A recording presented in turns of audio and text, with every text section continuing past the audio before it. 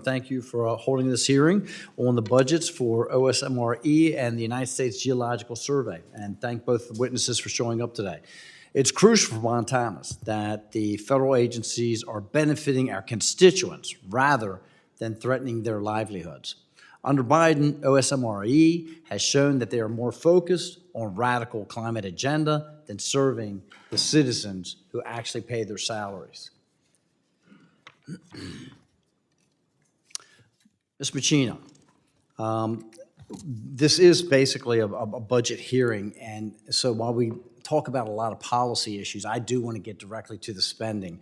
And while your request for your budget is $304 million, that is not a true reflection of your total spend. And the American people that are out here listening, once again, as I did last week, need to understand that this is becoming, unfortunately, the norm for all of the agencies that are coming in here. They say, we're only requesting $304 million, when in reality, you're going to be spending about, according to my calculations, $1.58 billion for 2025. That seems to utilize roughly $1.2 billion from the Infrastructure Investment and Jobs Act. So this is something that we're not even having discussions about because it's not falling under the request by the $304 million. But of that 1.58, 11.3 billion over the next several years is dedicated exclusively for salaries, of which 22.6 million a year is set aside for salaries. And again, the American people, they need to understand that. In addition to that, isn't it true that these funds are also going to be used for economic revitalization, such as advanced manufacturing and renewable energy deployment? Congressman, I'm glad you brought that up because those funds that you are referring to are the funds that were directly provided to OSMRE through the bipartisan infrastructure law. And what the agency OSMRE is able to do with that really once-in-a-lifetime investment is help communities. We are working in partnership. Here's where I am. Here's what my obligation is. When I have an agency head come in and say, I'm requesting $304 million, and act like that is what is your budget, how much it's going to be.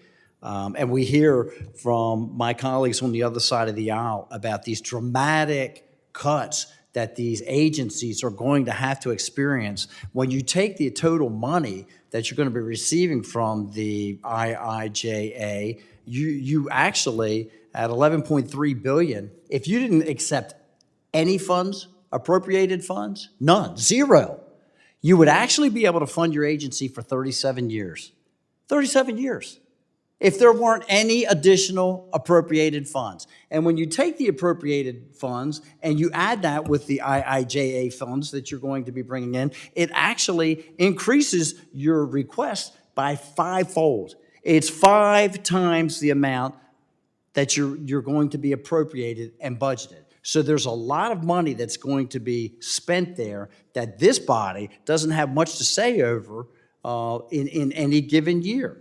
The OSRME has recently further delayed the proposed completion dates of the EISs or supplemental EISs for Montana mines of Bull Mountain, Spring Creek, and Rosebud.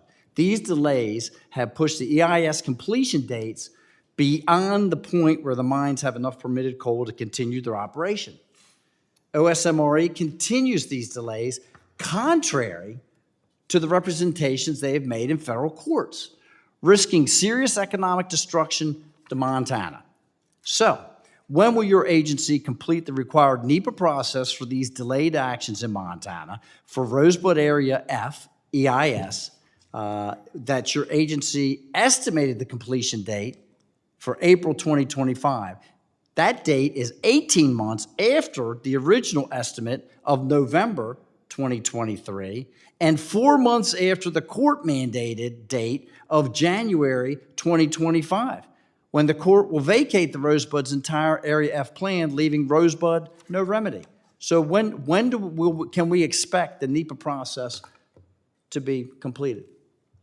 Congressman, I would be remiss if I did not flag that most of the money you are identifying are direct, that is funds that are going to the states. And in fact, it's over $10 billion that are funds that are going to the states But and up the to local 3% of the communities. amounts made available under this heading in this act shall be for salaries.